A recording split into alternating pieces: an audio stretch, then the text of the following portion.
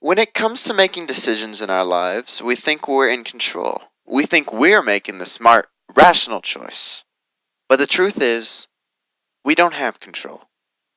The book Predictably Irrational is composed of a series of surprising experiments. MIT behavioral economist Dan Ariely refutes the common assumption that we behave in fundamentally rational ways.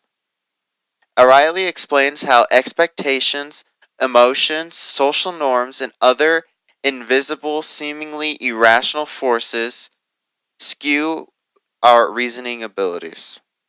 In this book, you discover that we make simple mistakes every day. After reading, I discovered that we consistently overpay, underestimate, and procrastinate. We also overvalue the things we already own. However, O'Reilly discovered that these irrational behaviors are in fact not random, but systematic and predictable. Not only does O'Reilly share his experiments with us, he also shows us how to break through these irrational patterns and how to make better decisions in our lives. And in fact, after reading this book, I have changed my decision making process to account for some of these influences I have discovered in this book. Two of the most important chapters in terms of sociology are chapters 4 and 5.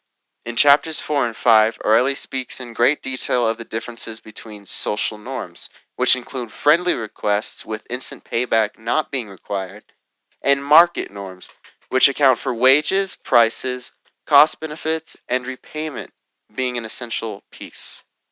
He also explains how combining the two can create troubling situations. The author proves that people are happy to do things occasionally when they are not being paid for them. In fact, there are some situations in which work output is negatively affected by payment of small amounts of money. Tests showed that work done as a favor sometimes produced much better results.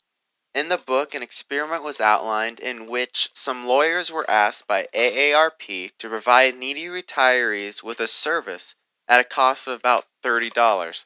The lawyers did not accept the offer. However, when asked again to offer services at no cost, they agreed. Experiments also showed that offering a small gift in the same situation would not offend anybody because the small gift falls into a social norm category. But if you mention the gift of the value of that gift, then it invokes market norms. O'Reilly talks about how these social norms are making their way into market norm situations, as such is the case in the State Farm slogan, like a good neighbor, State Farm is there. This proves that companies are trying to connect with people on a social level in order to, I guess, gain trust and and which kind of allows the customers to overlook minor mistakes that they might make. O'Reilly comes to the conclusion that money is the most expensive way to motivate people, and social norms are not only cheaper, but often more effective as well. In class thus far, we have learned that social norms are the foundation that dictate how people interact with one another, and that social norms have a huge power over the people around us. And in the experiment with the lawyers, social norms led to a huge amount of generosity, which I believe somebody could use to their advantage to better the world.